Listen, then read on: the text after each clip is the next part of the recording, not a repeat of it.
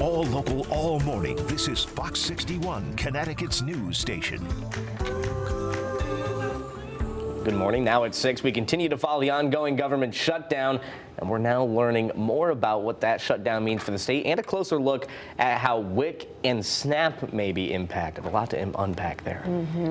Well, good morning. Thanks for starting off your day here with us here at Fox 61 and Fox 61 Plus. I'm Erica Arias. And I'm Glenn Kidd. A little bit of a chilly start to your morning. It's starting to get to that time of the year where the temperatures are going down. Yeah, Rachel, we're going to have that sunset coming up. Yep, sun is going down, I think, today at 6:30 on the dot. So it's going to be an earlier sunset, that's for sure, and a later sunrise. Temperatures out there now around 44 degrees. It's chilly, mostly clear out there now, and our winds have backed off anywhere from 5 to about 5 to 10 miles per hour, I suppose, is what we're looking at in terms of our wind speeds. Anywhere from 6 to about 15 degrees cooler, though, than this time yesterday. So this is noticeably different outside. It's 40 degrees now in Willimantic. It's 40 in Torrington, 40 degrees in Danbury. I'm sure some of our higher elevations, some thermometers are reading in the 30s right now. 47 in New Haven and 51 in Bridgeport. Here's a look at our wind speeds, 5 to about 10 miles per hour. They have diminished. It was quite breezy yesterday afternoon. We are anticipating less wind today, but numbers very similar to yesterday afternoon. So temperatures now are in the 40s. Some upper 30s are certainly possible. You don't need the umbrella today. Plan for recess outside, but it might be a good idea to grab that light jacket before you head out the door. Temperatures this afternoon in the middle 60s. We're going to warm up by tomorrow afternoon, but not before we have another cold night ahead. So it is a cooler start to our Friday. By the afternoon, we're back up to around 74 degrees, and then into the weekend, we're going to gradually start to rebound the numbers. It's going to be quite warm for our Saturday and Sunday, feeling a little bit more like August than it is October, with temperatures anywhere from 81 to about 83 degrees across parts of the state. We'll talk about how long this warm-up lasts coming up in just a bit. As we check in with the roads this morning here at about 6:02, we are starting to become quiet, which is certainly some good news on the road. You can see over in Cromwell now, we did have some earlier road work. That has cleared for the morning commute. We'll take a look at your drive times this morning. So anywhere from 33 to about 35 minutes from the Elm City into Hartford. West Hartford now on 84. That looks okay as you're heading into downtown through the Hartford Tunnel. It's around 5 minutes. Over to you. Rachel, thanks. 6:02 right now, and a fentanyl scare in Southington has parents on edge this morning after a staff member found a capsule just steps away from an elementary school. Fox 61's Priscilla Meza is live outside Kelly Elementary with the very latest. Priscilla, good morning. I can understand why parents are so concerned. That's right, Erica. Good morning. Yeah, police say that capsule was found yesterday afternoon right here on the sidewalk outside of the school. A K-9 team was sent to search the rest of the building, and while nothing else was found, the incident is still bringing back some very real concerns. Now, the principal sent out a letter to families yesterday reassuring them that students were not at risk and classrooms were cleared. But this incident comes 3 years after a 13-year-old Hartford student died from accidentally being exposed to fentanyl at his school in 2022.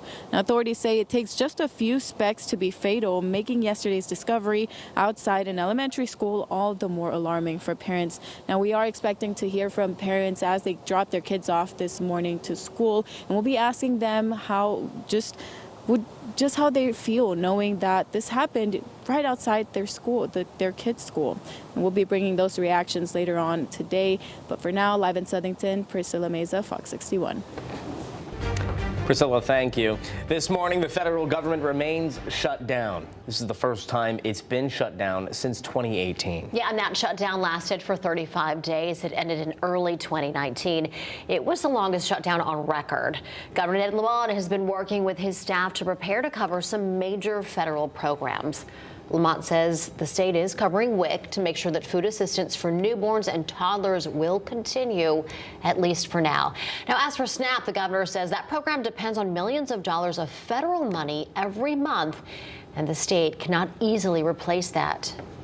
SNAP at $72 million a month. We cannot make up all of this, but this is what I believe will be a temporary shutdown.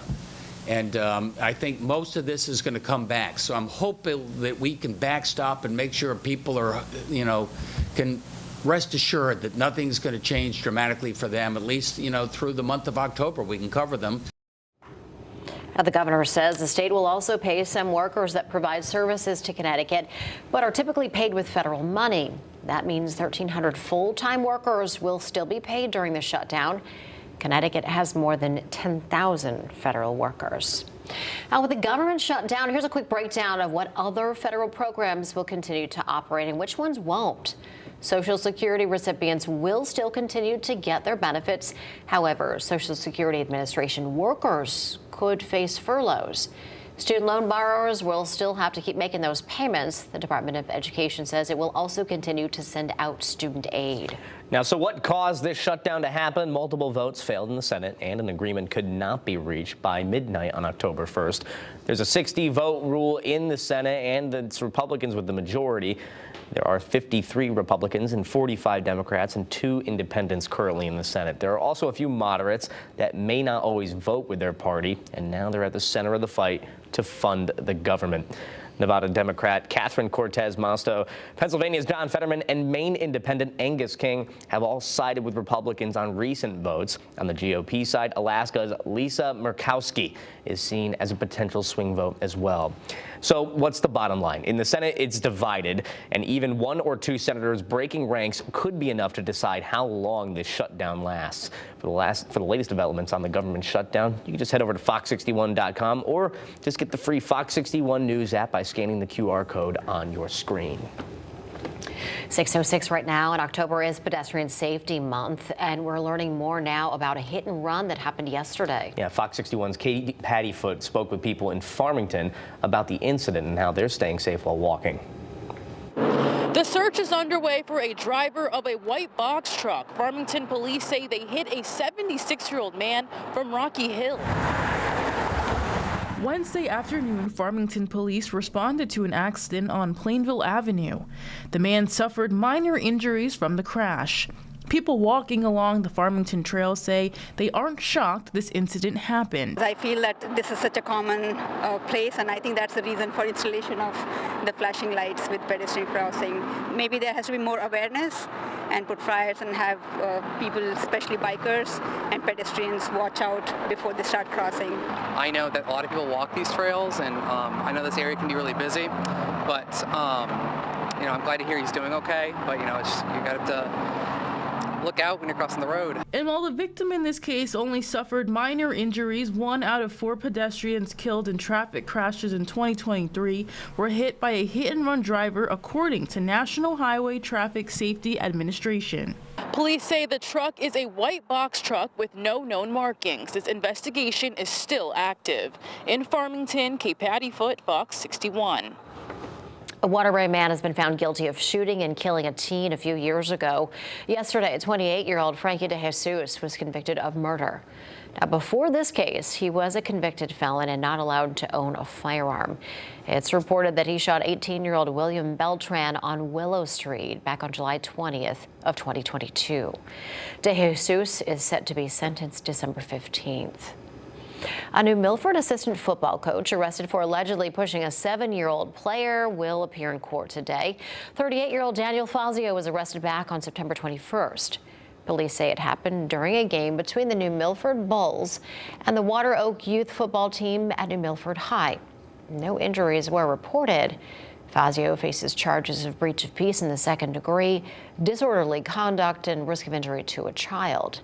In a statement, Fazio said that the narrative of what happened was skewed and fabricated, adding that he believes charges will be dismissed. His court hearing starts at 10 o'clock this morning at Torrington Superior Court.